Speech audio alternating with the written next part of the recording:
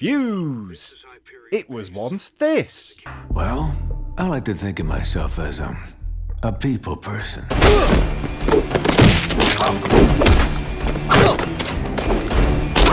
It's from the studio that made this.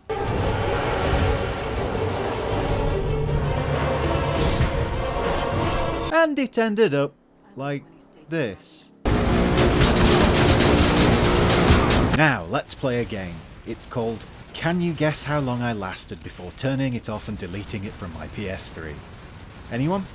Well, if you answered, I don't know, but it felt like all of time had been used up with the universe caving in on itself, becoming the singularity we all know it will at one point be, you'd be in the ball field. Oddly, it's not utter gash, it's just the single dullest experience I've ever had with a game. Fuse is, first and most importantly, the game that brightness forgot. Much as I want to claim it's the darkest game ever made, I can't actually do that with any real confidence, as I think I might have set the slider, the one that tells you to make sure a logo is only barely visible, too far to one side. But maybe I didn't, and maybe it's a real reason to be pissed off with Fuse, do you see? Now, doing my professional duty as a man who you trust, I've looked into some of the background of Fuse. It seems, at least officially, Insomniac itself wanted to make the game appeal to older players, which it felt Overstrike wouldn't. The resulting game reason combo would be believable if it was a jump straight from Ratchet and Clank, say, to Fuse, but, well, Resistance is a thing that appealed to an older crowd and it was half decent, also it exists. So that reasoning is bullplop. Why am I bleating on about some behind the scenes nonsense that's nothing to do with the game itself? Because the game itself is really fucking boring. I mean, I struggled to keep my eyes open while playing it, and I once interviewed a technical programmer on Farming Simulator level of boring. True story. Overstrike's wackiness probably wouldn't have made me laugh, that much I'll admit, because my sense of humour is impeccable, and video games are astonishingly not great at doing funnies. You can't kill a senator. Why not? I didn't vote for him. But it would have been different to this story. Because look at this story. Take this story in. Don't you dare pass out while reading it.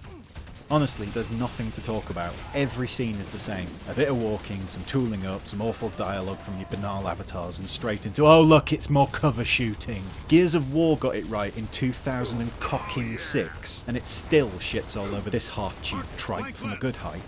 In fact, Fuse is so thoroughly mediocre I actually went back to Gears to give it a quick play, just to be sure I hadn't been wrong about it for all this time.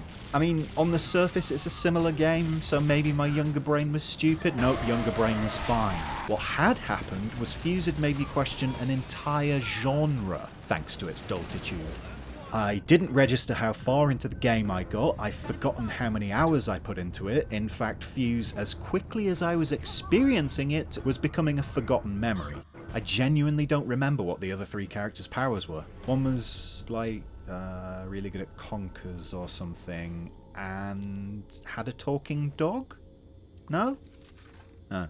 There are times when I think the games press and the normies playing the games are a bit too me too and collectively harsh on things. That's part of the point of me wanting to do this series. But Fuse? Oh good god, Fuse. No, Fuse. Bad Fuse. Go away, Fuse. I agree with all of the bleating cries of this is middle of the road guff. Oh wait, no, Gaming Bible and all-round best site in the world The Escapist said it was great. My bad. Ah well, at least Insomniac learned from the experience. Bye-bye.